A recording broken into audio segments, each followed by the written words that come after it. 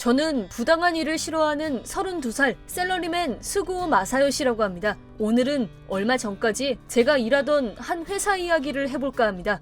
당시 저는 제조업 회사 영업직으로 일하고 있었습니다. 입사 당시엔 융통성 없는 성격 때문에 고객을 화나게 만들거나 미세한 뉘앙스를 못 알아듣고 실수를 반복하는 등 영 성적이 좋지 못했습니다. 하지만 다행히도 그때 상사를 잘 만나 서툴지만 조금씩 업무용 커뮤니케이션 능력을 길러갔고 지금은 영어방까지 도달할 수 있었습니다. 그의 이름은 요시히토라고 하는데 얼마 전까지 영어방이었던 사람입니다. 잘 들어 마사요시, 네가 하는 말은 기본적으로 옳긴 해. 하지만 옳다고 해서 모든 얘기가 수용되는 건 아니야. 그럼 어떻게 해야 하죠? 중요한 건 말하는 내용이 아니라 누가 말을 하느냐, 즉 관계성인 거야. 지금의 저에게는 어렵겠네요. 걱정 마. 그걸 쌓아가는 게 네 업무고 그걸 서포트하는 게 내 역할이니까 열심히 하겠습니다. 빨리 성장해서 나 좀 편하게 해줘라. 말은 장난스럽게 해도 어드바이스는 확실한 사람이었습니다. 지금의 제가 있는 건 이분 덕입니다.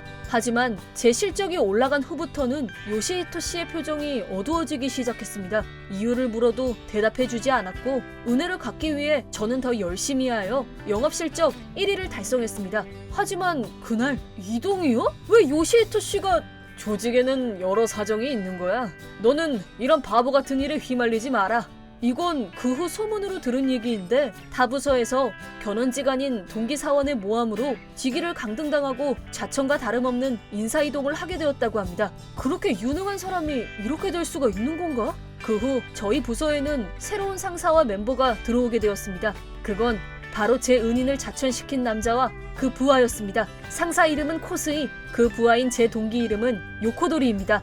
윗사람에 대한 아부 하나는 끝내주지만 그 외에는 전부 자신들이 위로 올라가기 위한 희생양이라고만 생각하는 인간 말종들이었습니다. 그 둘에게 있어 전 상사의 손길이 남아있는 영어방이라는 제 존재는 가장 성가신 존재일 것이 분명합니다. 이 악당들은 이동하자마자 바로 행동을 개시했습니다. 야 수고! 오랜만이다. 설마 그 성실함 말고는 내세울 게 없던 곱슬대가리 찌질이가 영어방을 하다니 무슨 수작을 부린 거냐?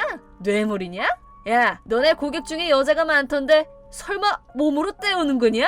아, 안 되겠구나. 넌 딱 봐도 동정인 것 같은데. 동정이라는 거 외에는 다 틀렸네. 아, 웃기네. 너도 참 바뀐 게 하나도 없네. 남의 실패를 발판 삼으면서 그게 그렇게 즐겁냐? 뭔 소린지 하나도 모르겠네. 그래도 혹시 그런 일이 일어난다면 꿀잼이긴 하겠다. 쓰레기가 따로 없네. 너한테 해줄 말이 있어. 뭔데? 네 고객은 다음 달부터 내가 이어받기로 했어. 뭐? 너 얼마 전에 코스이 씨랑 같이 대형 고객사 방문했었지? 오, 그때 네 모습을 본 코스이 씨가 말이야. 대화를 듣기만 하고 아무런 제안도 안 하는 너 같은 영업사원한테 고객을 맡길 수는 없겠다고 말씀하시더라. 이 말이지. 모처럼 우리 부서 고객 중에서도 큰 기업을 맡게 되는 건데 시키는 것만 하고 앉아있으면 쓸모가 없지 뭐. 그거 진심으로 하는 소리냐? 그 방식이 바로 니들이 밀어내버린 요시히토 씨한테 배운 영업 스타일이야. 나는 그걸로 영어방이 된 거고 클라이언트 매출까지 늘고 있다고. 과거 실적을 보면 바로 알 수 있을 거 아니야. 그딴 건 그냥 클라이언트 운이 좋아서겠지. 그걸 마치 네 실력이 좋아서 그런 것 마냥 진짜 없어 보이는 거 알지? 그럼 내 클라이언트를 빼앗으려 하지 말고 네 스스로 고객을 개척해서 실적을 늘리던가. 아까 한 얘기랑 모순이잖아. 아니지. 클라이언트 운이 좋으니까 오히려 영업 실력이 좋은 내가 담당해야 한다고 코스이 씨가 말씀하셨다고. 알겠냐고 이 고지식한 곱슬대가리야. 쉽게 말해서 우리 부서 절반 이상을 차지하는 내 고객들을 가로채서 니들은 위로 올라가겠다 이거구만. 야, 입 조심해라. 네 태도에 따라서 너가 담당할 고객이 정해지는 거니까 뭐 어쩌면 한 것도 못 받아낼 수도 있겠지만 말이야. 요코도리의 발언은 현실이 되었습니다. 3일 후 전화 가능하신가요? 내가 얼마나 바쁜데. 그럼 라인으로 여쭙겠습니다. 클라이언트 변경할 때 왜 저만 안건이 하나도 없습니까? 너 요코도리한테 네 스스로 고객을 개척해 라고 했다며? 네. 그럼 우선 본인이 시범을 보여야지. 그렇게 나오실 겁니까? 알겠습니다. 그럼 내일부터 바로 움직일 테니 회사에는 없을 수도 있습니다. 잘 부탁드립니다. 잠깐만. 근데 그럴 필요도 없어. 무슨 말씀이시죠? 너 인사발령 났거든. 에? 시골 촌구석에 우리 회사 창고 있는 거 알지? 기뻐하라고. 그 창고 담당, 즉 관리직으로 출세하는 거야. 웃기지 마십시오. 여태껏 쭉 영업만 해온 제가 왜 갑자기 창고 관리를 하는 겁니까? 자네랑 같이 영업하러 갔을 때 고객이 그렇게 열심히 얘기를 하고 있는데 너는 아무것도 제안하는 게 없더만. 너는 영업을 잘하고 아니고를 떠나 언젠가 우리 회사에 큰 피해를 입히게 될 거다. 영업으로서 직무태만이라고. 그래서 이런 결정을 내린 건데 불만 있나? 그걸 지금 윗선에 얘기하신 겁니까?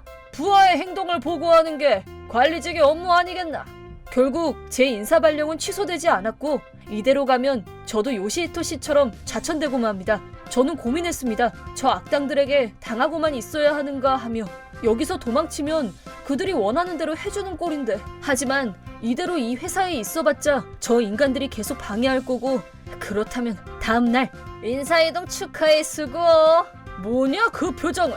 그만두겠습니다. 진심이냐? 싱겁기는 한 달 뒤는 무슨. 지금 당장 때려쳐. 인사부에는 내가 말해놓을 테니까. 감사합니다. 그동안 신세 많이 졌습니다. 저는 퇴사 후 곧바로 한 사람에게 연락했습니다. 포기했냐고요?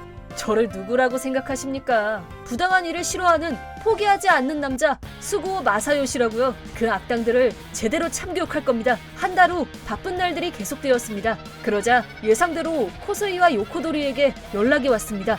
수구오 돌아와라. 다시 재고용해주겠대. 잘됐네. 됐습니다. 센 척하지 말고. 인수인계도 안 하고 그만둬놓고는. 그건 상사인 코스이 씨가 그래도 된다고 하신 부분인데? 우리는 지금 너 때문에 골치 아프다고. 됐고 그냥 빨리 복귀해. 나 때문에 골치 아프다고? 장난하냐? 담당이 나에서 너로 바뀐 이후로 거래가 점점 끊기고 있다는 걸 잘못 말한 거겠지. 너 그걸 어떻게 알고 있냐? 불보듯 뻔하니까요. 딱 봐도 대형 클라이언트랍시고 무리한 제안만 잔뜩 했겠죠. 분명 잘 팔릴 테니 우리 상품 좀 많이 사주세요 하거나 신상품이니까 무조건 사야 됩니다 라면서. 그게 영업이 해야 할 일 아니야. 나도 예전엔 그런 줄 알았어. 하지만 그걸 누가 하느냐가 가장 중요한 거라고 요시히토 씨가 알려주셨지. 그래서 나는 계속 상대편 말을 듣기만 했어. 속내가 보일 때까지 무엇이 클라이언트를 위한 최선이 될 수 있을지를 알아내기 위해 그렇게 쌓아온 관계성을 끊어내고 네가 들어왔어. 클라이언트를 황금알 낳는 거위로만 생각하는 너의 제안에 귀 기울여주는 곳은 한 군데도 없겠지. 그래서 나한테 살려달라고 연락한 거잖아? 시끄러! 네 잘못이야! 네가 인수인계를 제대로 안 한 잘못이라고! 전부 다 네 탓이겠지, 요코도리! 도움도 안 되는 자식이! 에? 코스이씨! 무슨 말씀이십니까? 이번 실적 악화의 원인은 다 너한테 있어! 전부 다 책임질 각오하라고! 그게 무슨... 전부 코스이씨가 말씀하신 대로 한 거 아닙니까? 내가 실적을 떨어뜨릴 만한 지시를 할 리가 있겠나? 코스이씨! 하여튼 수고!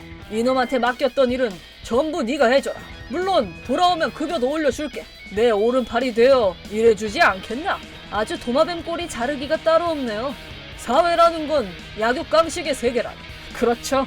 수고! 너 설마 돌아올 셈이냐? 넌 닥치고 있어 그냥! 하지만 거절하겠습니다. 뭐라고? 같은 일을 하면서 급여도 올려주겠다니까. 무엇보다 나라는 백이 생기는 거라. 이 이상의 대우가 또 있겠어? 약육강식이라고 하셨죠? 그럼 당신이야말로 약자겠죠. 저는 사실 이미 이직했습니다. 그 짧은 시간 동안 제대로 된 곳에 취직했을 리가 없잖아. 이직한 회사는 모니로봇 상사. 뭐?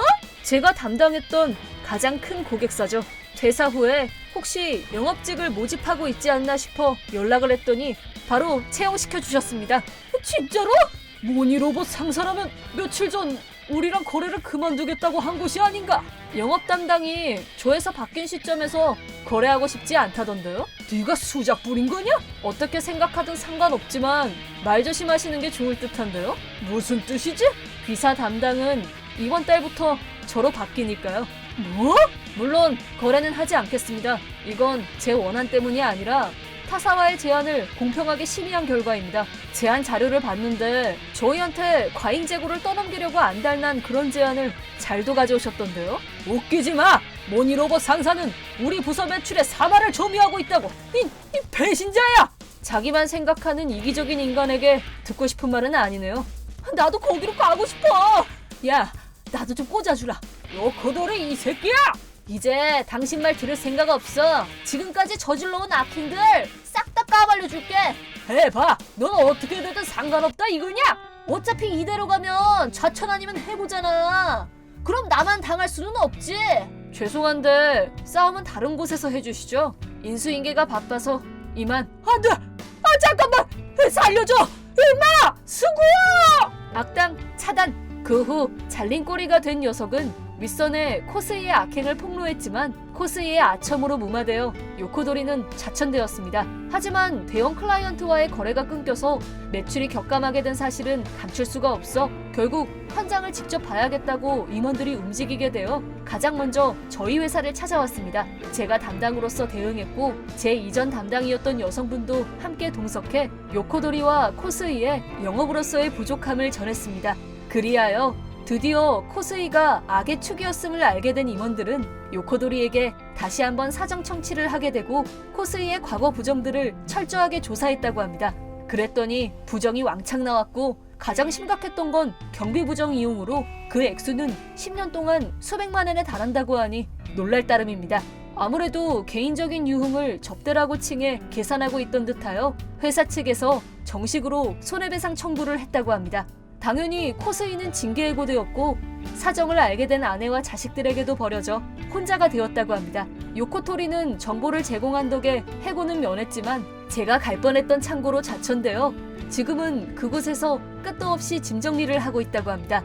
한편 저는 수고가 많다 이 안건 말인데 상담 좀 가능할까? 당연하죠. 지방으로 자천당했던 요시히토 씨에게 말을 걸어 저희 회사로 모셔왔고 지금은 함께 열심히 일하고 있습니다. 좋아! 이번 분기에 실적이 더 떨어지는 사람이 한턱속이다. 바라던 바입니다. 고맙다 마사요시. 방금 뭐라고 하셨어요? 각오하라고 했다 짜샤. 그건 제가 할 말이죠. 이 회사에서 열심히 해나가려고 합니다. 내 이름은 야노 쇼에이. 20살로 요즘은 드문 고졸 직장인이다. 대학교를 가지 않았던 건 그만한 이유가 있다. 사실 내가 중학교에 입학하기 직전 아버지가 집을 나가버린 것이었다. 남겨진 나와 엄마는 가난을 면치 못하게 되었다. 엄마는 열심히 일을 하셨지만 그래도 역시 생활에 여유는 없었고 특히 곤란했던 건 교복이었다. 교복조차 준비하기 힘든 형편이었던 나는 엄마 친구의 아들로부터 교복을 물려받게 되었다. 그러나 쓸데없이 몸이 커져버린 나머지 중학교 2학년이 되었을 무렵엔 교복이 꽉 끼어 내 몸엔 너무 작아져 버리고 말았다. 엄마는 무리를 해서라도 새 교복을 사주고 싶어 했지만 나는 그걸 거절했다.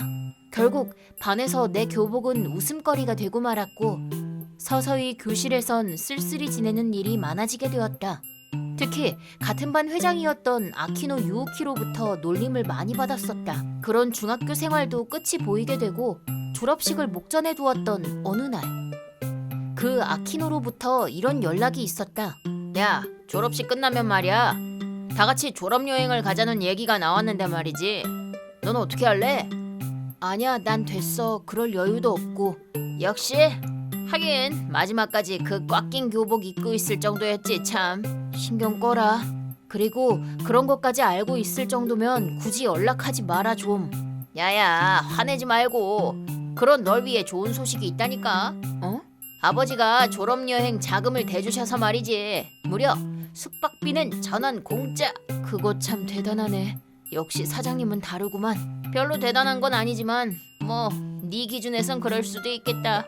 아무튼 그런 연유로 필요한 건 교통비랑 식비 정도란 거지. 이거면 어때? 고맙긴 한데 역시 안 되겠다. 숙박비는 무료여도 그거 말고도 이것저것 돈이 들어갈 테고 그리고 졸업하면 아는 분 통해서 아르바이트 할 예정이야. 알바? 아직 고등학교 들어가지도 않았는데? 좀 빨리 시작할 수 있도록 부탁을 해뒀어. 3월부터 일해도 월급 들어오는 건 4월이니까 뭐 엄밀히 말하면 그것도 안 되는 거지만. 그렇구나. 그 정도로 힘든 거냐 너네 집은? 뭔가 미안하다 야. 괜히 박탈감만 느끼게 한 것 같네. 괜찮아. 그럼 됐지? 네 목까지 재밌게 놀다 올게. 다음에 만나는 건 성년의 날 때겠네. 마지막까지 이런 식이었던 것이다. 그 자식도 진심으로 나와 같이 가고 싶어서 연락한 건 아니고 그냥 마지막으로 내 가난 캐릭터를 놀려주고 싶었던 것뿐이겠지. 아키노 유오키는 아버지가 사장님으로 꽤나 부잣집이다. 용돈도 두둑히 받고 있어서 통 크게 친구들에게 쏘는 일도 잦아서 인기도 있었다. 내가 쓸쓸하게 지내게 된 것도 그 자식이 노골적으로 날 놀려댔던 이유도 크다. 그런 아키노와도 떨어지게 되고 난 고등학교에 다니면서 일을 시작했다. 공부도 열심히 했지만 대학교 진학은 일단 단념.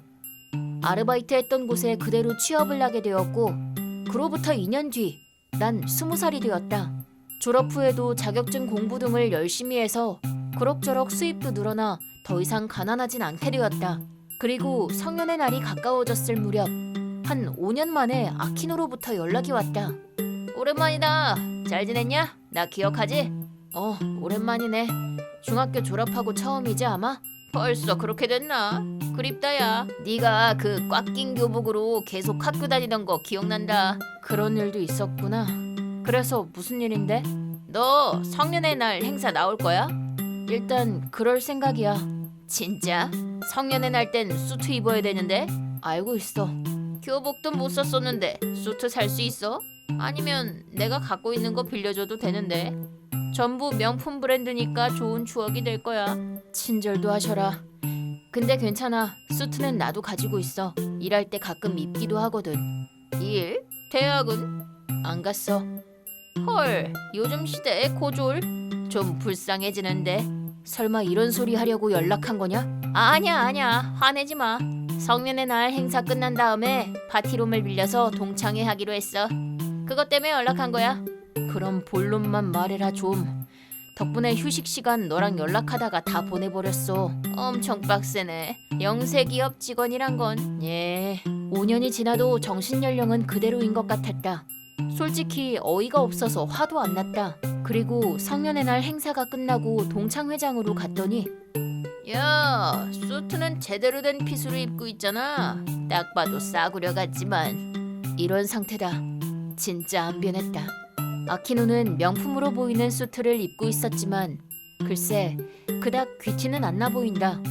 대충 상황을 봐서 돌아가야겠다라고 생각하던 그때 야노? 오랜만이네? 오, 오랜만이네? 모르는 미인이 말을 걸어왔다. 솔직히 누군지 전혀 기억이 안 난다. 이렇게 예쁜 애면 기억을 할 법도 한데 그렇다고 누구세요라고 묻기도 좀 그렇고 누군지도 모른 채 한동안 이야기를 나눴다. 그러다 연락처도 교환하게 되어 다음날 바로 연락이 왔다. 요전엔 오랜만에 만나서 반가웠어. 2차도 왔으면 좋았을 텐데. 나야말로 반가웠어.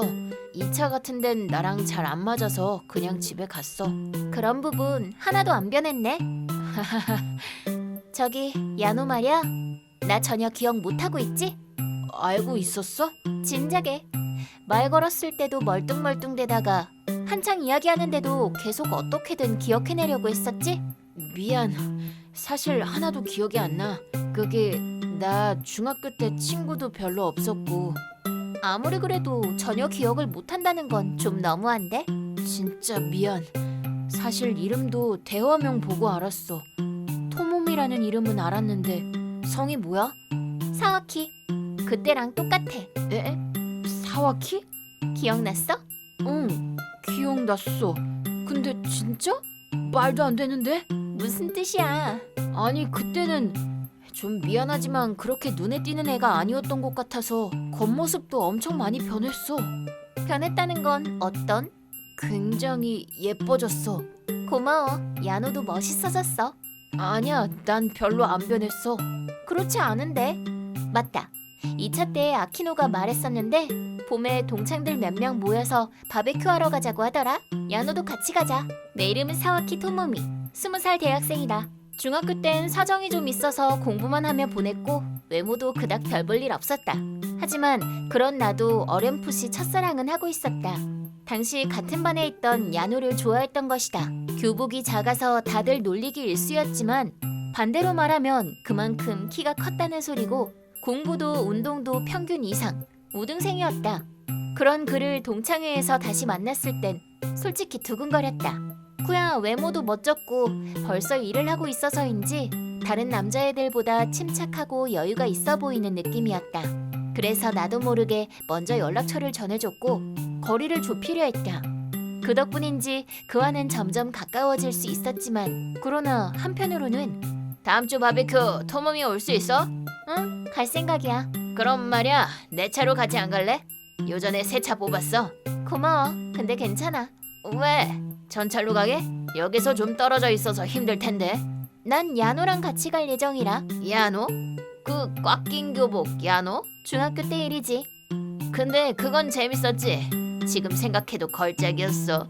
그렇게 재밌는 것 같진 않은데. 그런가? 근데 왜 걔랑 같이? 그 정도로 친했던가? 요전에 동창회에서 이런저런 얘기하다가 요즘 들어 친해졌어. 아, 그래? 그럼 야노차 타고 간다는 거야? 응, 맞아.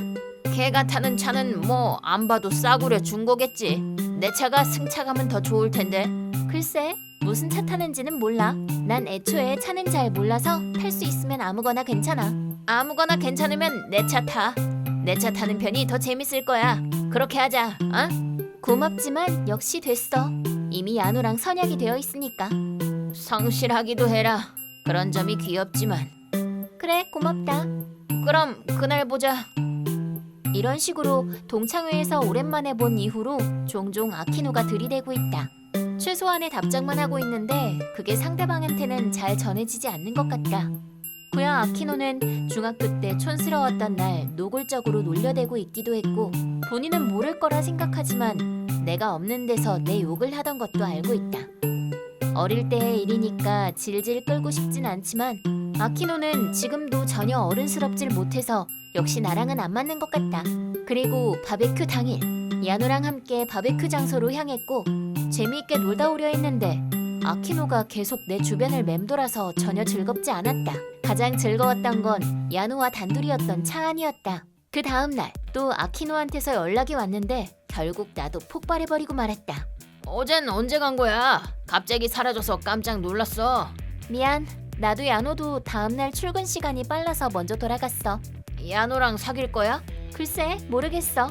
근데 난 그러고 싶어. 진짜? 고졸은 좀 아니지 않나?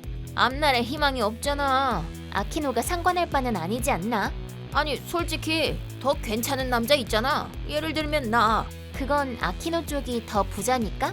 그것도 있지만 난 차기 사장이니까 사회인으로서의 신분이 더 위라는 거지. 그렇구나.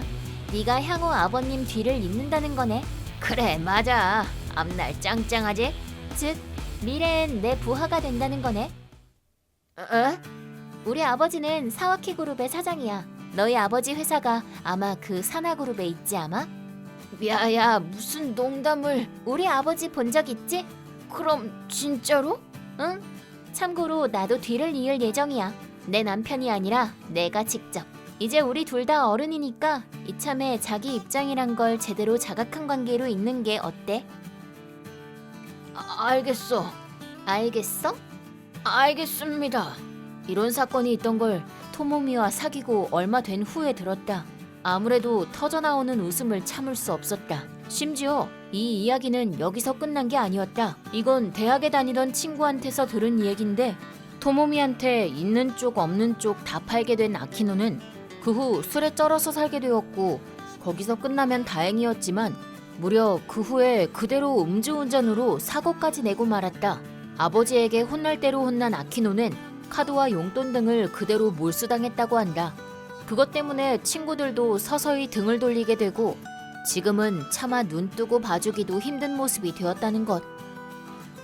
내 이름은 마에카와 아즈사. 토호쿠에 살고 있는 15살 중학생. 나에겐 다이스케라고 하는 쌍둥이 남동생이 있는데 다이스케는 야구를 좋아하는 아빠의 영향으로 초등학교 때부터 리틀리그에 소속. 거기서 남동생은 재능을 쑥쑥 발휘한 것이었다. 다이스케는 팀의 에이스로 활약해 큰 대회에서 팀을 우승으로까지 이끌었다. 중학교에서도 활약은 이어져 100년에 한 번 나올까 말까한 천재 야구소년이라는 타이틀로 잡지에 실릴 정도. 당연하지만 아빠는 그런 남동생을 유난히 예뻐했고 나 같은 건 안중에도 없었다. 백분양보해서 야구를 좋아하는 아빠는 이해가 되지만 요즘은 야구에 관심도 없던 엄마까지. 엄마, 물어볼 게 있는데. 뭘? 지금 바쁘니까 짧게. 내 책상 위에 있는 거 말인데 보면 알잖아. 응, 여름방학 숙제잖아 이거. 내가 묻고 싶은 건 왜 동생 숙제가 내 책상 위에 있는지인데. 어?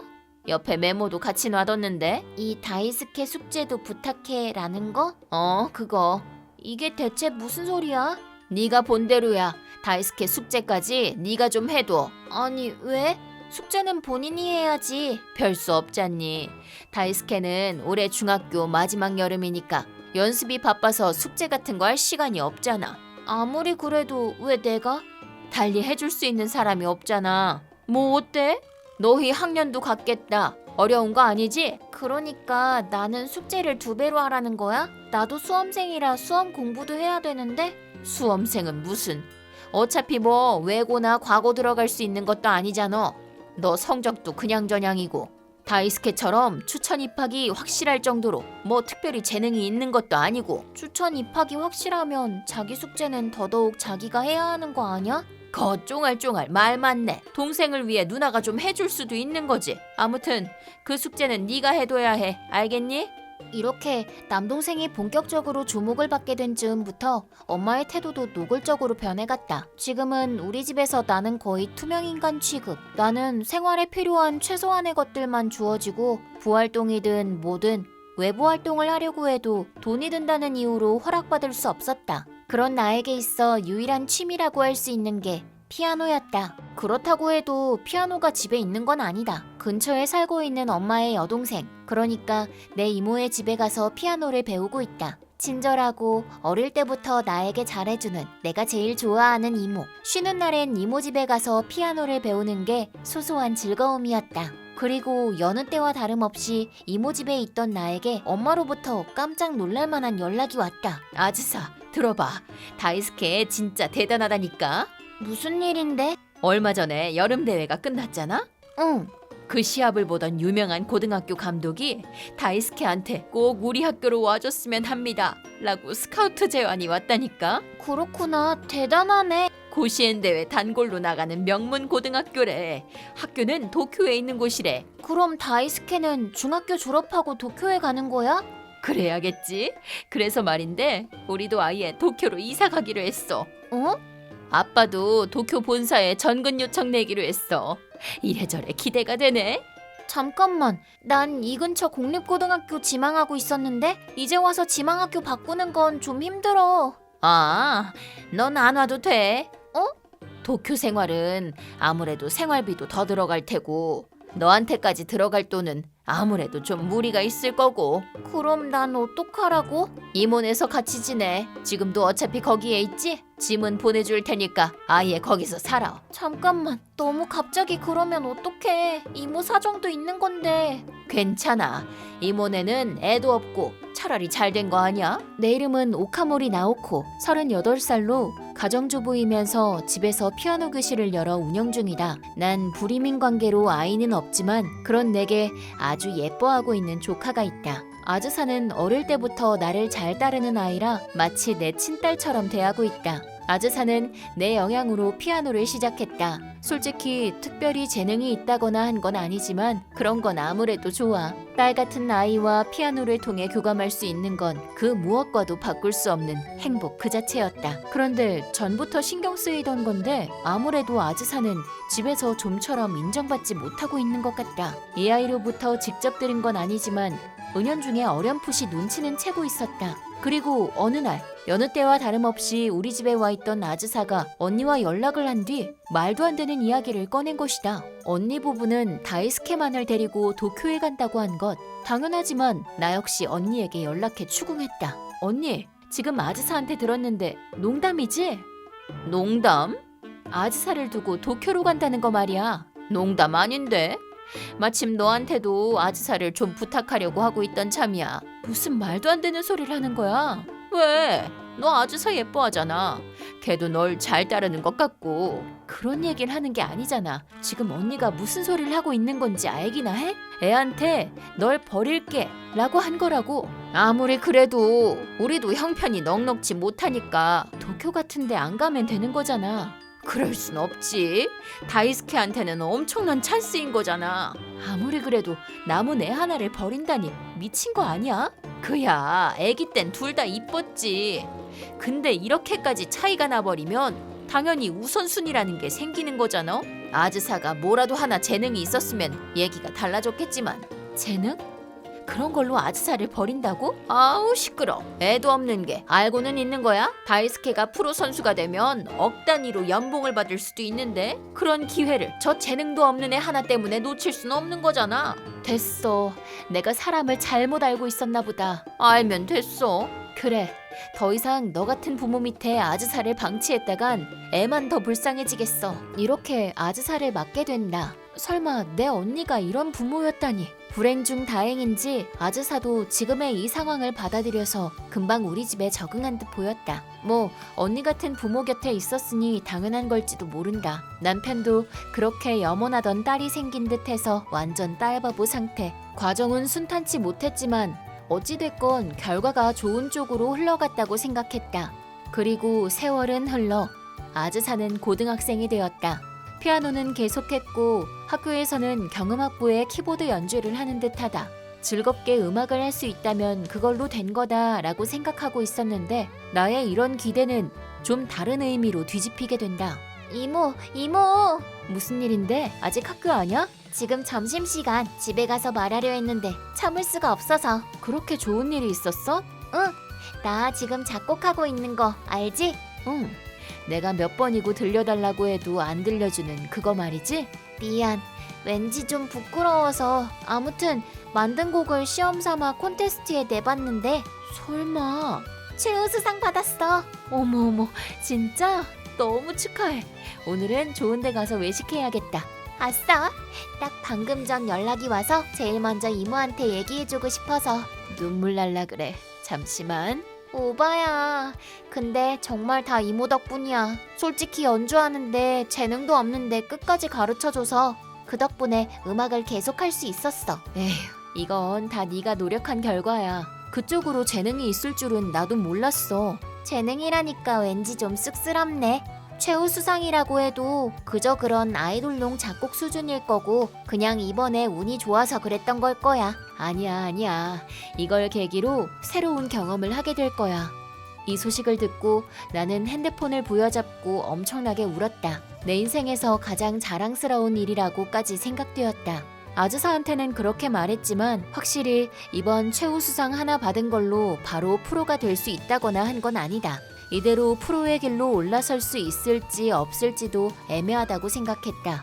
그런데 아무래도 아즈사의 재능은 진짜일지도 모르겠다. 아즈사가 만든 곡을 부른 아이돌 그룹이 그 노래를 계기로 대히트. 업계 내에서도 노래에 대한 평판이 아주 좋았다. 그리고 노래를 작곡한 아즈사도 주목받게 되어 다양한 회사로부터 작곡 의뢰가, 게다가 천재 고등학생 트랙메이커라는 문구로 잡지에도 실리게 되었다. 그러나 그렇게 아즈사가 유명해지기 시작하자 그 쓰레기 같은 언니로부터 또 말도 안 되는 연락이 왔던 것이다. 오랜만이야. 진짜 오랜만이네. 왜? 아니 뭐 딱히 무슨 일이 있는 건 아니고 아즈사는 잘 지내나 해서. 뭐? 뭐야 그 반응은? 엄마가 딸 걱정하는 게 이상해? 딸을 버린 엄마가 그런 소리가 나와? 거기다 벌써 1년은 지났는데 그런 연락하는 거 이번이 처음이지 아마? 나도 바빠서 그랬어. 근데 이제 안정되고 하니까 슬슬 아즈사 다시 데려가려고. 왜? 내가 낳은 딸이니까 역시 내가 거두는 게 맞는 것 같아서. 나도 그날 이후로 많이 생각하고 반성했어. 말도 안 되는 소리 하지 마. 아즈사가 실린 잡지라도 본 거지? 뭔 소리야? 시침이 떼지 마. 아즈사가 유명해진다 싶으니까 마음이 바뀐 거지? 그야 돈만 잡아먹는 야구 소년보다 이미 돈을 벌고 있는 아즈사랑 있는 편이 경제적으로 더 윤택하겠지. 아우 시끄러. 네가 뭐래도 걘 내 딸이야. 내 딸이니까 같이 있을 권리도 나한테 있는 거고. 권리는 없을 텐데? 벌써 까먹었어? 이미 양녀로 등록까지 마쳤으니 법적으로도 우리 애인 거고 향후 아즈사에게 접근하지 않는다 라는 계약서에 도장까지 찍었잖아? 약속대로 계약대로 다시는 아즈사한테 접근할 생각하지 마. 이런 사건의 전말을 일단 내 의견도 들어보고자 했던 이모로부터 들을 수 있었다. 내 의견은 이모의 생각과 완전히 일치. 내심 두 번 다시 마주치고 싶지도 않다고 생각하고 있었다. 그 후로도 끈질기게 연락을 해온 엄마가 자기 입으로 말했다곤 하는데 아무래도 남동생의 프로 입단은 실패한 듯하다. 야구로 유명한 명문 고등학교에 들어간 것까진 좋았는데 생각보다 그 후로 기량이 성장하지 못했고 좀처럼 주전 멤버로 선발되지 못했고 결국 완전히 폼이 떨어진 나머지 야구도 그만뒀다고 한다. 그런 것이 계기가 되어 집안 분위기는 풍비박산. 게다가 무리해서 도쿄로 이사와 생활한 것도 있어서 집안의 경제 상황도 많이 힘든 것 같다. 지금 남동생은 방에만 틀어박혀서 하루 종일 게임만 하고 부부는 이혼 직전까지 내몰려서 집안 상황은 지옥 그 자체라나 뭐라나. 저는 26살 회사원 하자마 타로라고 합니다. 대학 졸업 후 입사한 지 어언 3년, 이제 겨우 조금씩 인정받고 있어 큰 안건도 맡곤 했습니다. 하지만 그러던 어느 날 몸이 안 좋아 장기 요양을 하게 된 상사를 대신해 들어온 이 남자 리키하라. 부하에게 권력 남용이 심하기로 유명한 사람입니다. 제 워라벨은 순식간에 완전히 박살나고 말았습니다. 이딴 개념 없는 인간을 계속 고용하고 있다니 회사는 무슨 생각인 거야. 아자마, 아직 회사지? 네, 수고 많으십니다. 아, 다행이구만. 아까 메일 보냈는데 내일 가져갈 자료 작성 좀 부탁하네. 네? 지금부터 하라고요? 지금 안 하면 언제 하나? 아니 잠깐만요. 지금 밤 10시라고요. 지금 데이터 봤는데 거의 처음부터 만들어야 하는 거잖아요, 이건. 뭐 불만이라도 있나? 저 3일 동안 집을 못 갔다고요. 그게 뭐? 아, 그렇구만. 근처에 코인 샤워실이 있으니까 그걸 쓰게. 샤워 걱정을 하는 게 아니잖아요. 그리고 코인 샤워실은 이미 쓰고 있어요. 그럼 뭐가 문제란 말인가? 뭐가 문제냐뇨? 왜 내일 쓸 자료 작성 지시를 지금 내리시는 겁니까? 깜빡했지 뭐야. 태연하게 별 같은 거 쓰지 마시고요. 주절주절 시끄럽구만. 자넨 아직 젊으니까 몸이 가루가 되도록 일하라고. 오히려 그거 말고는 할 수 있는 게 없잖아. 능력이 부족하면 시간으로 때우란 말이야. 하다못해 조금 도와주시던가요. 오늘 정시 퇴근하셨죠? 나는 안 돼. 이미 술 마셨거든. 저한테 자료 던져두고 혼자 술을 마신다고요? 상사 특권이지. 횡포겠죠. 실컷 떠들어라 애송이. 잘 들어. 자료를 완성하지 못하면 내일 고객사 방문도 못하게 돼. 내일 못 가게 되면 우리 부서에 큰 안건이 날아가지. 그렇게 되면 자네 책임이야. 사장님 귀에라도 들어가면 알지? 너무하신 거 아닙니까? 내 젊었을 적이 떠오르는구만. 뭐 지금부터 시작하면 날이 밝을 때까지는 끝나겠지. 그럼 부탁하네. 아니 리키하라 씨, 이걸 어떻게 다 합니까? 엄청난 권력 남용. 리키하라 씨가 상사가 되고 나서 계속 이런 일이 반복되었고 심할 때는 월요일부터 금요일까지 한 번도 귀가를 못하는 경우도 있었습니다. 이런 꼰대가 도대체 왜 계속 회사에 남아있을 수 있는지 의문이었지만 선배에게 살짝 들은 얘기로는 이런 옛날 방식 영업 스타일을 일부 대기업 담당자가 선호해서 윗선에서도 쳐낼래야 쳐낼 수가 없는 존재라고 하더군요. 그 덕에 제가 심하게 갈굼받는 것도 묵살되어버리는 상태라 저는 그저 원래 상사가 복귀할 때까지 계속해서 참고 버틸 수밖에 없었습니다. 하지만 그러던 어느 날 제 마음을 완전히 짓밟아버리는 일이 일어났습니다. 그날은 리키하라 씨와 함께 한 대기업을 함께 방문하게 되어 변함없이 전날 새벽에 날아온 업무를 밤을 새가며 완성해 저는 넋이 나간 상태로 거래처 회사로 향했습니다. 눈을 뜨는 것만으로도 버거운 상태였지만 에너지 드링크로 아드레날린을 억지로 분비시켜 업무를 진행했습니다. 정말 필사적으로 말이죠. 상대는 예로부터 리키하라와 교류를 해온 중년 남성과 부하 직원인 젊은 여성이었습니다. 리키하라는 오랜 세월 쌓아온 말재주로 상담을 진행하고 있었는데 순간 저를 쳐다보더니 자네 이거 무슨 일이시죠?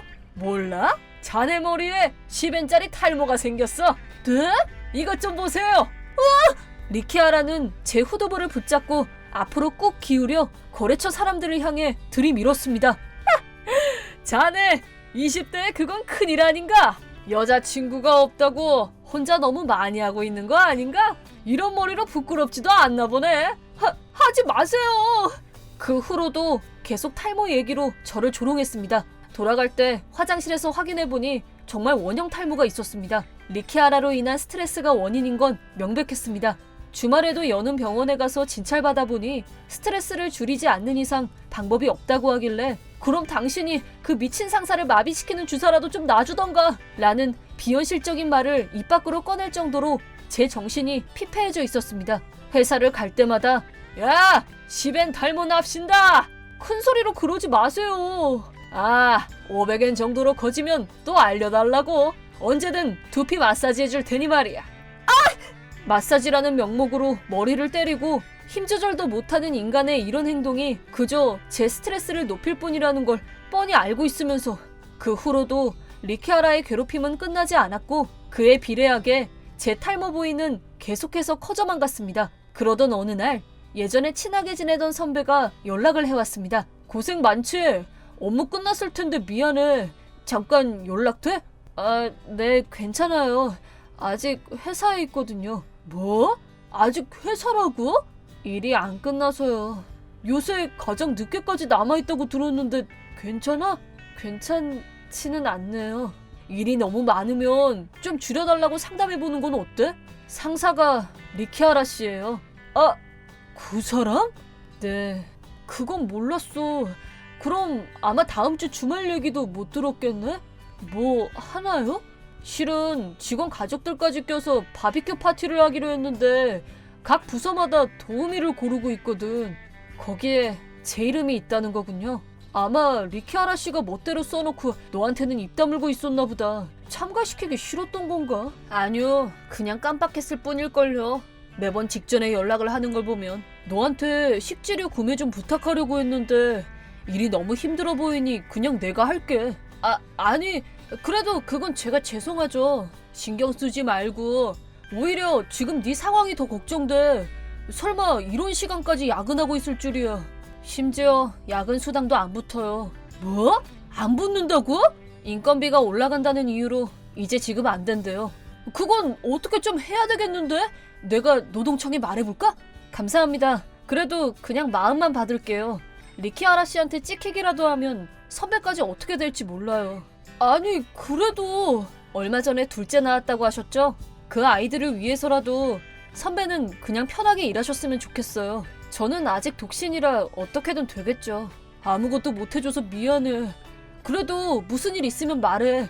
바비큐도 그냥 먹으러 오기만 해도 괜찮으니까 시간 나면 꼭 참가해. 네, 꼭 갈게요. 걱정해주셔서 고마워요. 바비큐 전날. 임마, 내일 무슨 날인지 아냐? 바비큐 말씀하시는 거죠?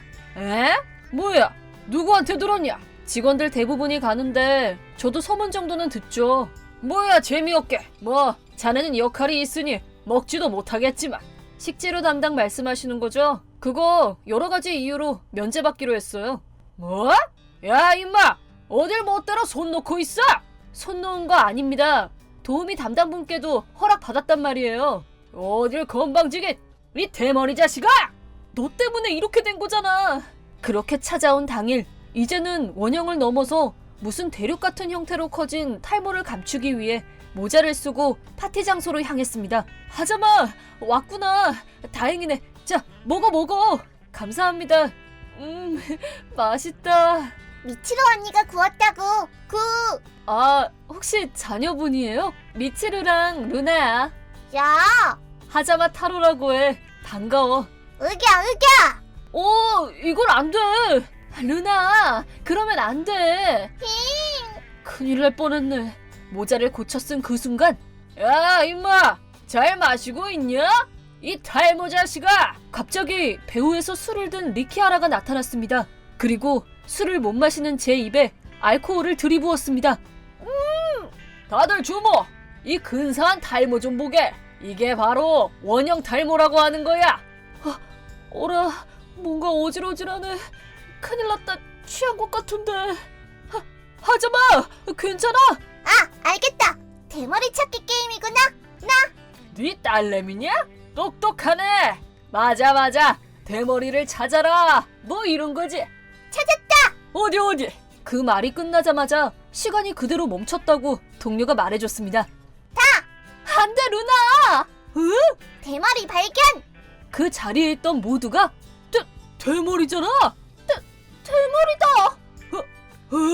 당황해서 날뛰는 리키아라의 모습은 회사 역사에 길이 남을 수준으로 그 자리에 있던 모두가 빵 터졌다고 합니다. 야 임마!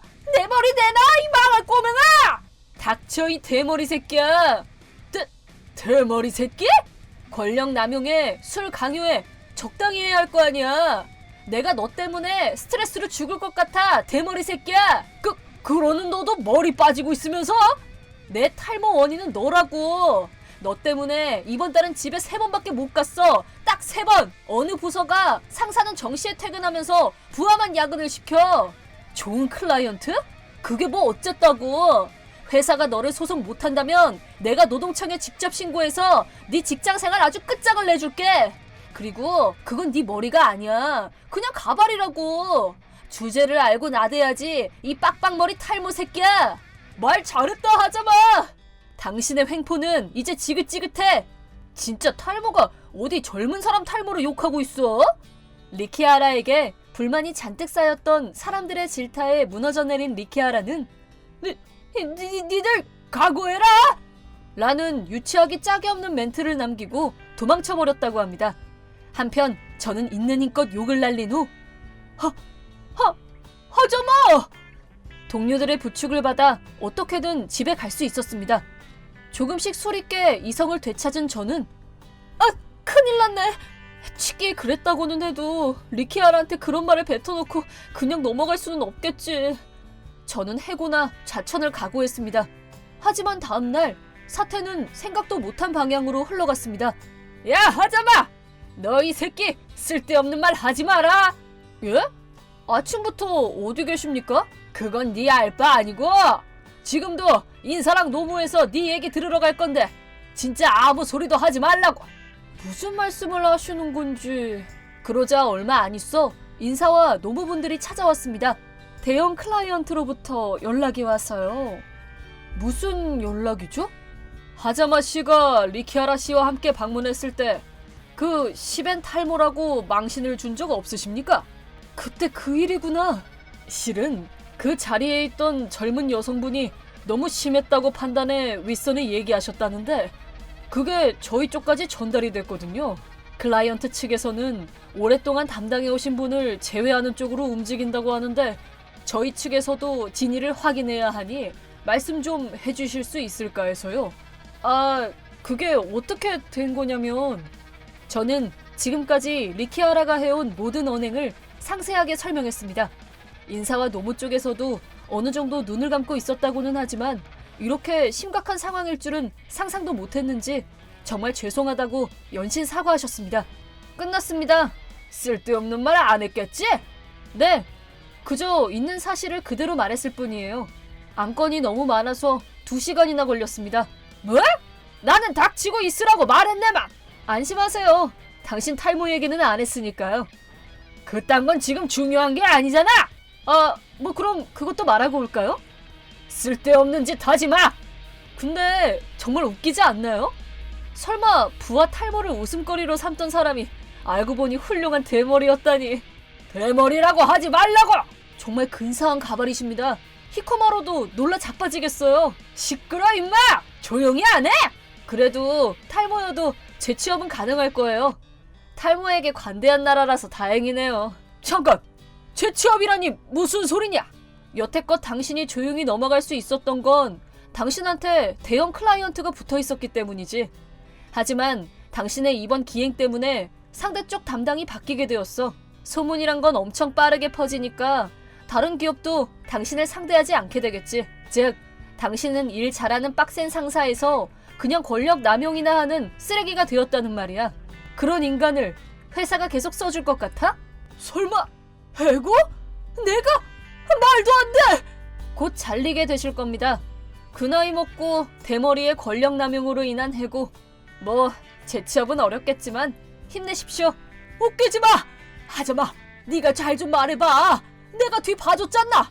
뒤를 봐준 건 저입니다만 이 이상 당신이랑 엮이기 싫으니 송별 기념 선물은 부서 사람들과 상의해서 발모제라도 사다 드릴게요. 그딴 거 필요 없어! 그 후 리키아라는 여태껏 해온 행동들을 이유로 해고되었습니다. 권력 남용으로 해고된 이상 멀쩡한 회사에 들어가기는 쉽지 않겠죠. 아내분도 해고된 경위를 알게 되어 중학생인 딸과 함께 집을 나가버리셨고 직장과 가정을 한 번에 잃어 강가에서 노숙 생활을 하고 있다고 합니다. 당연히 말 걸어주는 사람도 한 명 없이 말입니다. 참고로 장기 요양을 했던 전 상사는 아직 돌아오실 기미가 안 보여 제가 리키아라의 포지션으로 발탁되었습니다. 지금까지 거의 혼자 성과를 올려온 사실을 인정받은 것입니다. 그 결과 부하를 갖게 되어 저는 건전하면서도 한층 더 책임감을 높인 사회생활을 다시 시작하게 되었습니다. 참고로 이번에 저를 도와주신 선배와 자녀분들께는 별도로 찾아가 감사를 표했습니다. 저도 언젠가 이런 가정을 꾸렸으면 좋겠습니다. 저는 33세 전업주부 사치우스 하나요라고 합니다. 태어났을 때부터 불행을 달고 사는 체질이었지만 운 좋게 멋진 인연을 만나 결혼할 수 있었습니다. 남편 이름은 쇼고, 젊어 보이지만 사실 올해 45세입니다. 띠동갑 부부라서 가끔 세대 차이를 느낄 때도 있지만 그건 또 그거대로 재미있습니다. 참고로 그는 재혼으로 올해 고등학교 3학년이 되는 아들이 있습니다. 전처와는 아들이 태어난 지 1년 후에 이혼하였고 그 후로 그가 혼자서 쭉 키워온 아이라고 들었습니다. 저는 친모가 되어줄 수 없는 노릇이고 아들인 유타에게 엄마라는 칭호를 강요할 생각도 없었습니다. 그저 가족으로서 행복하게 살기만 하면 그걸로 됐다고 생각했던 것입니다. 하지만 이 아들 때문에 저는 생사를 넘나들게 되었습니다. 어이 아줌마! 그렇게 부르지 말라고 부탁했잖아. 그럼 뭐라고 부르면 돼? 창녀라고 불러? 왜 그러는 거야? 너 임신했다면서. 아빠한테 들었어? 그래. 그러니까 창녀라고 하는 거잖아. 아기를 가지면 창녀인 거야? 할 거 다 했을 거 아니야. 반론하는 것처럼 말해서 미안한데 류타, 너도 아빠랑 엄마 덕분에 태어난 거잖아. 시끄러. 말 돌리지 말라고. 아빠에 맞는지도 불분명한 주제.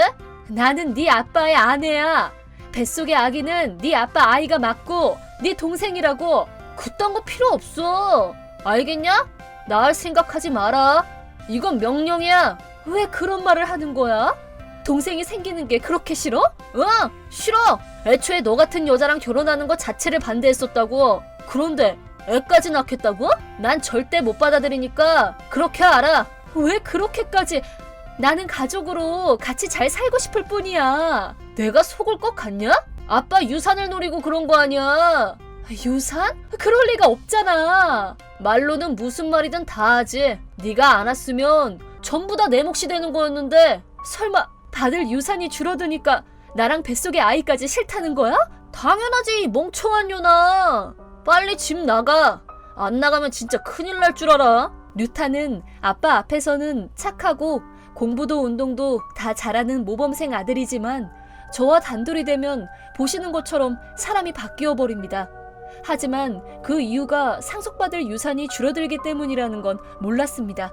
그럴 생각은 전혀 없었는데 오히려 남편이 먼저 떠나는 건 생각하기도 싫습니다. 이 메시지를 남편에게 보여주면 당연히 주의는 하겠지만 남편이 전에 한번 그 애는 아무것도 모를 시절부터 엄마가 없어서 내가 외롭게 만들지 않으려고 노력하고 있어 라는 말을 해준 적이 있어서 부자간에 갈등을 만들 수는 없었습니다. 그렇다고는 해도 이런 메시지가 계속 온다면 저도 견디기 힘들어 저는 메시지 얘기는 하지 않고 남편에게 슬쩍 류타와의 사이를 좁히기 위해 자리를 마련해달라고 부탁했지만 역겨운 짓 하지마 망하려나. 아빠한테 무슨 말을 들어도 나는 너 인정 못해. 안 나가고 버틸 거면 나도 다 생각이 있어. 잠깐만 류타야, 같이 얘기 좀 하자. 나 이런 거 네 아빠한테 얘기하기 싫어. 그냥 친하게 지내고 싶을 뿐이야. 응, 불가능해. 나랑 그렇게 친해지고 싶으면 지금 당장 애 떼고 아빠랑 이혼해. 그렇게 하면 손잡고 춤이라도 춰줄 테니까. 무슨 말을 그렇게 해? 그래서 나갈 거야 안 나갈 거야? 네 아빠는 너한테 있어서는 아빠겠지만 내 남편이자 뱃속의 아이의 아빠이기도 해. 나는 나가지 않을 거야. 그래? 난 분명 충고했다. 각오하라고. 시원하게 말은 했지만 그 후로 저는 공포감을 떠안고 생활할 수밖에 없었습니다. 먹을 것, 마실 것을 확인하거나 류타가 가까이 있을 때는 항상 배를 맞고 경계해야 했지요. 그런 생활이 한 달 동안 계속되어 저는 심신이 다 쇠약해져 갔습니다. 그리고 그런 제 상태를 노리기라도 한 듯 사건이 터졌습니다. 저는 밤중에 요의를 느끼고 눈을 떴습니다. 졸린 눈으로 1층에 있는 화장실로 가려고 한 그 순간 저는 정신을 잃었고 눈 떴을 때는 병원 침대였습니다. 하나요! 다행이다! 다행이야! 아기... 내 아기는? 그게 뭐? 엄마, 괜찮으세요? 그러면 안 되죠. 졸린 채로 계단을 내려가려고 하다니. 네가 뒤에서 민 거잖아. 응? 무슨 말인지 모르겠네. 증거는 있어? 증거는 없지만 동기는 있잖아. 너 같은 년 때문에 내 손을 더럽힌다고? 뭐 그래도 거기서 구른 거면 아기는 가버렸겠네. 어쩌면 앞으로 2번 다시 아기를 낳을 수 없게 될지도 모르겠다. 이제 네 가치는 하나도 없는 거야. 걱정하지 마. 센 척하지 말고 내 품에 안겨서 울게 해줘? 아기는 무사해. 뭐? 잠깐만, 장난이지? 순간적으로 배를 붙잡아 보호했거든. 아니, 너 머리에 피까지 흘렸잖아. 배를 붙잡느라 내 몸은 못 지킨 거지. 덕분에 전신 타박상이지만 아기만큼은 무사해. 단지 충격으로 아기가 거꾸로 돌아간 탓에 네 아빠는 당황해하긴 했지만 아니네. 이제 네 아빠가 아니지. 참, 무슨 말이냐? 내 아빠는 그냥 아빠지. 지금까지 일들 다 네 아빠한테 말했거든. 뭐? 너 네 멋대로 뭐 하고 싶은 거야? 나랑 친하게 지내고 싶은 거 아니었냐고? 이제 와서 뭘? 그래서 아빠가 뭐라고 하셨는데? 아니, 그래도 아빠니까 내가 주위에 놓을게 정도로만 말했겠지. 어리광도 다 받아주시니까 연을 끊어버릴 거라고 하던데? 뭐? 소중한 가족을 다치게 하는 인간을 키울 수는 없겠다더라. 잠깐만, 거짓말이지? 아빠가 그런 말을 할 리가 없어. 본인한테 직접 물어보던가 연락을 받아줄지는 모르겠지만. 왜 내가 아니라 너를 선택하시는 거야? 내가 첫 번째 아니야? 네 아빠는 계속 너를 가장 소중하게 생각하셨을 거야. 나랑 결혼할 때에도 너를 엄청 신경 쓰셨거든. 그럼 왜 갑자기 연을 끊겠다는 소리가 나오는데? 애초에 부모 아니야? 자식을 돌볼 의무가 있잖아. 미안한데 실제로는 아빠가 너를 부양할 의무는 없어. 무슨 말이야? 언젠가 알게 될 테니 말해주자면 너랑 아빠는 혈연 관계가 아니야. 뭐? 그게 말이 돼? 그럼 나는 아빠랑 집 나간 엄마 사이에서 태어난 애라고. 엄마와 이혼한 원인이 엄마가 바람났기 때문인 건 알고 있어? 알지, 당연히. 그 인간 전 애인이잖아. 호텔 들어가는 모습을 들켜 싸우고 나를 두고 나가버린 거라고. 그 여자는 다 그런 거야. 온갖 더러운 짓은 다 하면서 약한 척 울기는 하고 그냥 다 뒤져버리라고 해. 그 상간남도 마찬가지야. 싹 다 지옥에 떨어져 뒤져야 돼. 그 사람이 네 친부라고 해도 똑같이 말할 수 있겠어? 친부? 누가? 그 상간남이 네 진짜 아빠야. 에? 뭐? 아니, 무슨 그런 말도 안 되는 일이 다 있어? 그럼 왜 아빠가 나를 키워주셨는데? 남의 아이잖아. 말이 안 되잖아, 그건. 네 엄마랑 엄마가 너를 버려서 그런 거지. 네가 말한 대로 피 한 방울 안 섞인 애를 고아원에 맡기는 것도 가능하겠지만 네 아빠는 그럴 수가 없었던 거야. 다 거짓말이잖아. 친자 검사 결과도 봤어. 너랑 아빠 사이에 친자 관계는 인정되지 않는다고. 무슨 말도 안 돼. 그럼 애초에 내가 유산을 상속받는 건 불가능했던 건가? 그건 아니지. 아빠는 너를 친자식처럼 생각해왔어. 당연히 상속도 해주려고 했었대. 정말로? 그걸 먼저 말했어야지. 그럼 아무 문제 없겠네. 그냥 너만 나가면 그만이니까. 하지만 이번 일로 생각이 바뀌셨대. 너한테 정이 없다고 하면 거짓말이 되겠지만 나랑 아기를 죽이려고 한 행위는 용서할 수가 없다고. 상속 대상에서 너를 제외할 거래. 뭐? 안 돼, 잠깐만. 그러면 나는 어떡해? 나 일하기 싫단 말이야. 아빠 돈으로 놀면서 사는 게 내 꿈이라고. 타력 본원이라는 말이 바로 너를 말하는 거야. 그래도 나를 밀쳐버린 시점에서 너는 상속받을 자격이 없으니까 포기해야지. 그리고 이제 성인이니까 대학은 알아서 하라고. 2번 다시 돌아오지 말라고.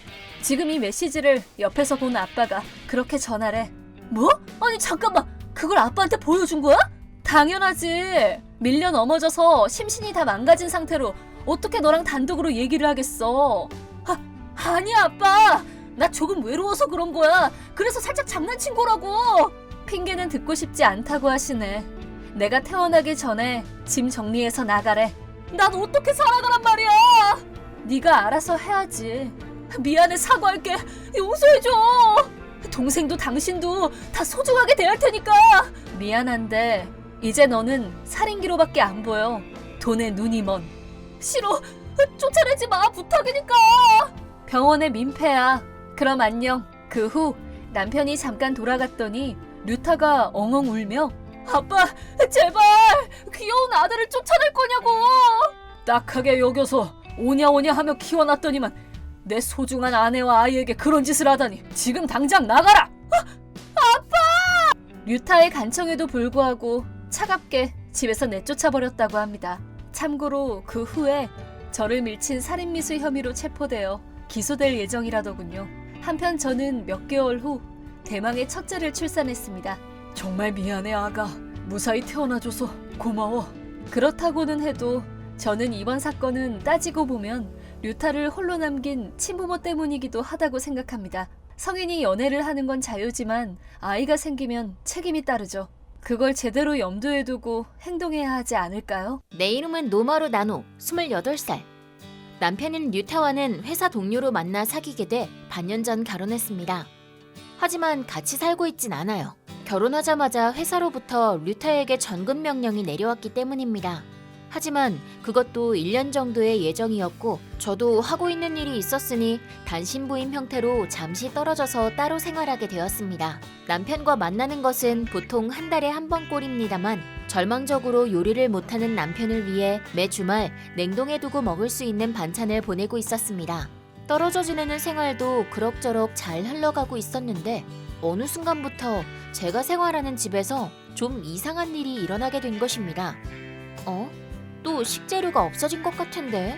엄청 적은 양이긴 하지만 있어야 할 식재료가 없어져 있는 일이 가끔 발생하거나 내가 이런데 접시를 놔뒀던가 하는 일이 생긴다거나 하지만 진짜 사소한 일들이었기 때문에 기분 탓인가 하며 그렇게 마음에 담아두진 않았었는데 말이죠. 어느 날 그 진상이 밝혀지게 된 것입니다.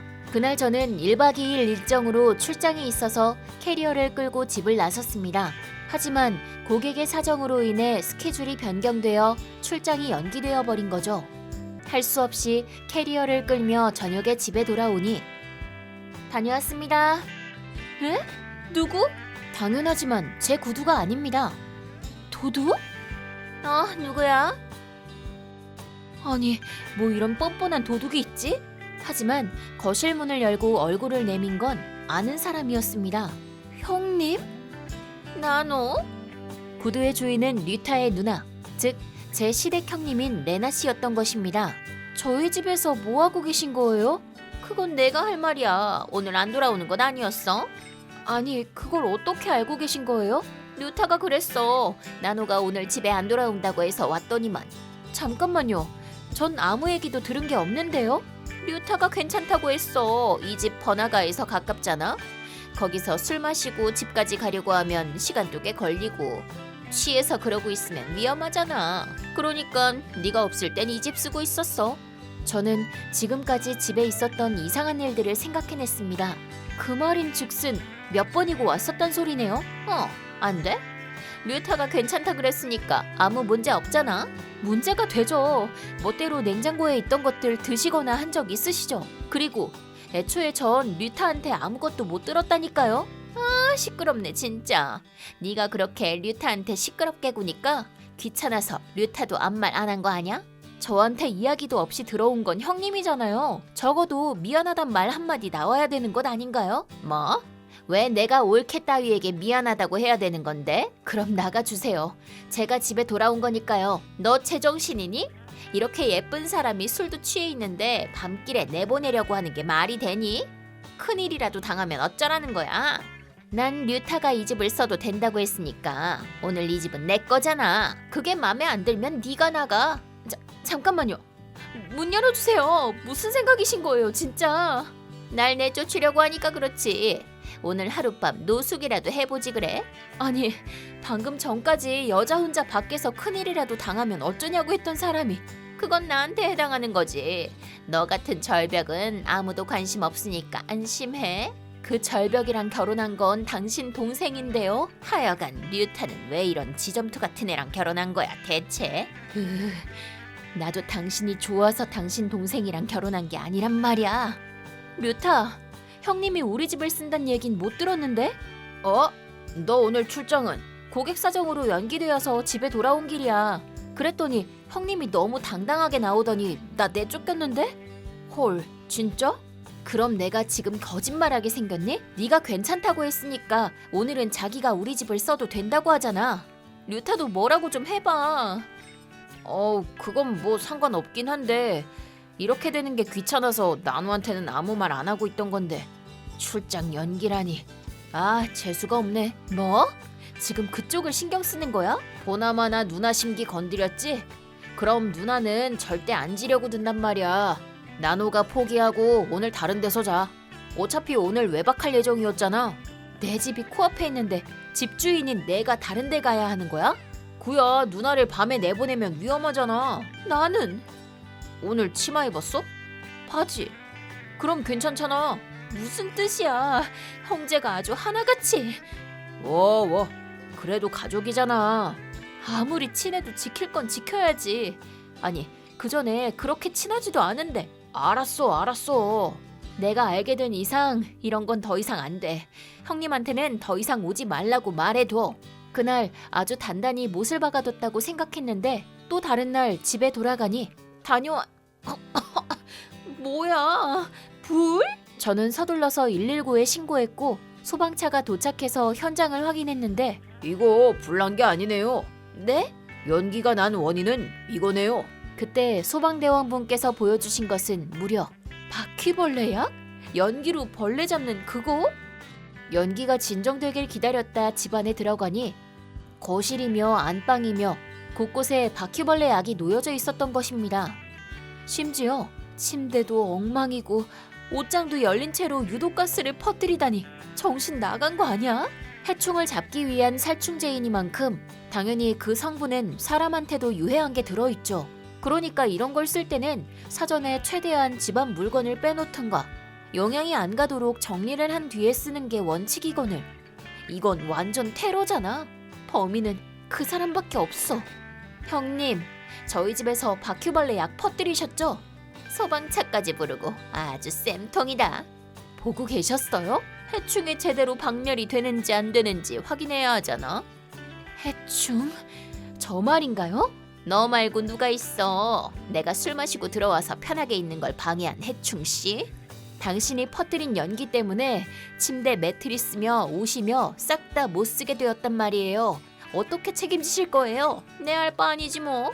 나는 좋은 뜻으로 해충을 박멸해 준 거잖아. 당연히 류타한테 허락도 받아두었고. 류타 그 소리밖에 할 줄 몰라요? 여긴 내 집이기도 하잖아요. 내가 허락한 적이 없는데 쓸데없는 짓 좀 하지 마세요. 류타가 된다고 하는 이상 계속 할 거야. 그게 싫으면 이혼하든가. 너 같은 여자 류타한텐 안 어울리니까. 좋아, 아주 해보자 이거지? 다짐하는 저에게 분노에 박차를 가하는 메시지가 전송되었습니다. 나노, 또 누나 건드렸어? 멋대로 해충약이나 뿌려대는데 화 안 낼 사람이 어딨어. 그건 바퀴벌레 때문에 누나가 해준 거잖아. 오히려 감사해야 되는 거 아니야? 아, 그러세요? 넌 지금 누나 편든다 이거지? 또 그렇게 나온다. 자꾸 그러면 결혼 생활 힘들어진다. 그러네. 그런 애가 아니지, 그런 애가. 사과하면 누나도 받아줄 테니까 그냥 머리 한번 숙이고 사과해둬. 부인의 의견은 하나하나 다 무시해버리는 남편에게 저도 애정이 식어버렸습니다. 그리고 저는 복수하기로 다짐했습니다. 어차피 제가 뭘 어떻게 하든 이 형님은 집에 또 올 게 뻔하니까요. 두고 보자고 아주. 저는 형님과 남편 양쪽에게 복수를 하기 위해 준비를 시작했습니다. 다시는 형님이 내 집에 오지 않았으면 하는 마음으로 시작한 거지만 지금은 형님이 집에 또 언제 오나 기다려집니다. 남편에게 또 출장을 간다고 거짓 정보를 흘려두고 거실에 카메라를 설치. 완벽하다. 자, 진짜 해충 청소를 두고 보자고. 그날 저는 출장에 가는 척을 하며 연차를 내고 집 근처 카페에서 먹잇감이 찾아오는 걸 기다리고 있었습니다. 거래처에서 받은 고급 와인? 아껴뒀던 건데. 류타 이 자식이 자기가 와인 안 먹는다고 알려줬구만. 저 인간은 어디까지 자기 멋대로 해야 직성이 풀리는 거야 진짜. 하지만 와인을 마신다라는 건 와인잔이 담긴 찬장문을 열게 된다는 뜻. 눈에는 눈, 이에는 이다. 쌤통이다 바보 옳게. 뭐야 이게 벌레? 그렇지, 제대로 이 장면 그대로 녹화해서 동생에게 전송. 너 지금 뭐 하는 거야? 왜 누나가 쓰러져 있어? 빨리 안 가보고 뭐해? 내가 출장 가서 없으니까 또 집을 써도 된다고 한 거 너지? 아무리 그래도 그렇지. 이건 선 넘는 거 아니야? 벌레? 모양의 장난감. 할로윈 때 쓰려고 놔둔 건데 형님이 찬장 열었을 때 우연히 떨어졌나 봐. 깜짝 놀라서 기절하신 건가? 하신 건가? 너 일부러 그런 거지? 글쎄, 무슨 소린지 도통. 말도 안 되는 소리 하지도 마. 지금 당장 집으로 가. 안 그러면 이혼이야. 이혼하지 뭐. 뭐? 원래부터 그럴 생각이었으니까. 그 집도 방 내놨고 한 달 뒤에는 방 빼줘야 되니까 네 짐들도 그쪽으로 보낸다. 근데 바퀴벌레 약을 하도 심하게 쳐대서 네가 아끼는 옷은 싹 다 못 쓰게 되었으니 버릴게. 뭐? 옷이 다? 내가 분명히 말했지. 형님께서 멋대로 하신 거라고. 매트리스며 옷이며 그래서 싹 다 못 쓰게 된 거라고. 내 명품 코트는 그니까 싹 다라고 했잖아. 말도 안 돼. 세탁소에 맡겨보면 혹시 모르지 않을까? 돈이 얼마가 될진 모르겠지만 말이야. 잠깐만 나노. 누나한테 들은 거랑 너무 다른데? 또 하나. 네가 지금 사는 집 잠깐 빌렸어. 뭐? 네가? 우리 엄마 아빠. 대체 뭐 하는 거야? 네가 내 허락도 없이 너희 누나에게 빌려줬으니까 나도 뭐 상관없는 거 아니야? 걱정하지 마. 낮에 잠깐만 빌리는 거니까. 뭘 어쩌겠다는 거야? 글쎄. 그냥 뭐 네가 단신 부임할 때 우리 본가에서 쓰던 가전제품 빌려갔었지? 이제 이혼할 거니까 싹 다 가져와 버렸어. 뭐? 냉장고랑 세탁기? 청소기도. 그럼 난 어떻게 생활하라는 거야? 글쎄, 네가 사랑에 맞지 않는 누님에게 물어보던가. 지금 우리 집에 뻗어 있으니까. 너 아까부터 이혼 하는데 진심 아닌 거지? 우리 아직 결혼하고 1년도 안 됐어. 그러게나 말이야. 결혼 전에 네가 이렇게 등신 같은 줄 알았다면 시작도 안 했을 텐데. 그나마 우리 아직 아이는 없잖아? 그걸 다행으로 생각해야지 뭐. 잠깐만 나노. 내가 사과할게. 나도 누나에게 속은 거야. 이렇게 될 줄 알았으면 나도 이렇게까지 안 했어. 내 얘긴 하나도 안 듣고 너희 누나한테 머리 숙여 사과하라고 한 게 누구였더라? 미안하지만 내 결심은 안 변하니까 해볼 테면 한번 해보던가. 나도 제대로 붙어줄게. 자신 있으면 해봐 어디. 나노, 일단 얘기를 좀 하자. 나노, 네가 없으면 나 진짜 안 될 것 같아. 난 네 식모가 아니야. 입에 거품까지 물고 있는 형님을 놔둔 채 저는 그대로 본가로 돌아갔습니다.